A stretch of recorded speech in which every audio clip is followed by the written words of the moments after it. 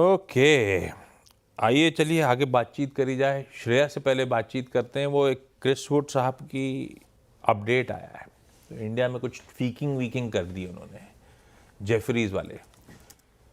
क्या अपडेट्स हैं Shreya? Good morning. Good morning everyone. बिल्कुल, global fund manager Chris Wood ने अपने लॉन्ग पोर्टफोलियो में कुछ बदलाव किए हैं। कुछ स्टॉक्स में उन्होंने वेटेज बढ़ा दिया है, तो कहीं उन्होंने वेटेज घटाया भी है। पहले उन स्टॉक्स पर नजर डालते हैं जहां पर उन्होंने अपने वेटेज को बढ़ाया है। इसमें सबसे पहले नाम शामिल है मैक्रोटेक डेवलपर्स का, यानी कि लोधा। वहां पे इन्वेस्टमेंट 1% से बढ़ाकर 4% कर दिया है।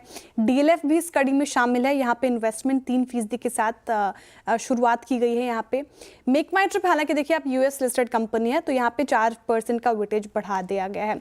रिलायंस इस लिस्ट में शामिल है, यहाँ पे वेटेज बढ़ा दिया गया है 2% के करीब। जोमैटो पर इनका फोकस ज्यादा आ रहा है, यहाँ पे भी 1% के करीब वेटेज बढ़ाया गया है। लेकिन जहां से उन्होंने कंप्लीट एग्जिट ले लिया है, अगर उस पर नजर डालें तो उन्होंने कहा है कि जापान के अलावा एशिया में जहां जहां उन्होंने गोदरेज प्रॉपर्टीज में इन्वेस्टमेंट किया है, वहां से वो कंप्लीट एग्जिट ले लिया है उन्होंने। एक्सिस बैंक से बाहर निकलकर मेक माई ट्रिप में पैसा लगाया है। साथ ही HDFC बैंक और SBI बैंक से भी उन्होंने 1% का वेटेज घटाया है। ये चेंजेस उनके मॉडल पोर्टफोलियो के अनाउंस होते हुए, तो जेफरीज अपने वेटेजेस रियलाइन कर रहा होगा। एक दिग्गज मार्केट वेटरन को ये स्टॉक्स पे ज़्यादा बुलिशनेस है, उन पे ज़्यादा थोड़े से ठंडे पड़ रहे हैं, तो उस लिहाज से समीकरण बदल रहे हैं। आप भी ऐसे रिडाप रख लीजिए। ये हो गई क्रिस वुड साहब के अपडेट्स आते हुए। BSE आज का स्टॉक इन फोकस, सेबी के कंसल्टेशन पेपर और NSE के अपडेट्स के बाद। श्रेया, ब्रोकरेजेस क्या करें BSE लिमिटेड को? थोड़ा अभी असमंजस में है ब्रोकरेज, इसलिए होल्ड की कॉल दे दी है देखिए जेफरीज ने, और 5250 का टारगेट प्राइस रख दिया है। जो खबर आपने बताई भी और जो कल रात आ भी रही थी, सेबी का मंगलवार या गुरुवार को FNO एक्सपायर रखने का प्रस्ताव है। फिर से इसको लेकर फिर से एक असमंजस पैदा हो रही है।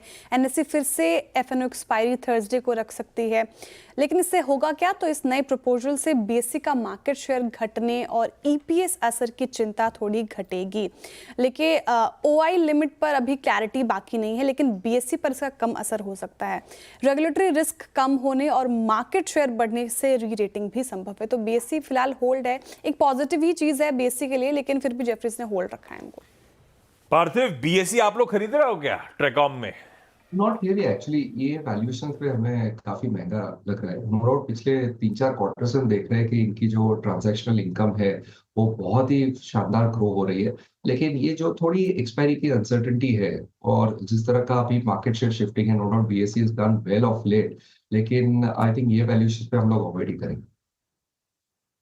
इन वैल्यूएशंस पे अवॉइड है। इवन जेफरीज को भी बहुत ज़्यादा मीनिंगफुल अपसाइड नज़र नहीं आता, इसीलिए वो होल्ड लेके चल रहे हैं। पर आज है सेंटिमेंट पॉजिटिव वाला दिन, देखते हैं कैसे रिएक्ट करता है। उसके बाद इसमें टेक्निकल तड़का ऐड करेंगे।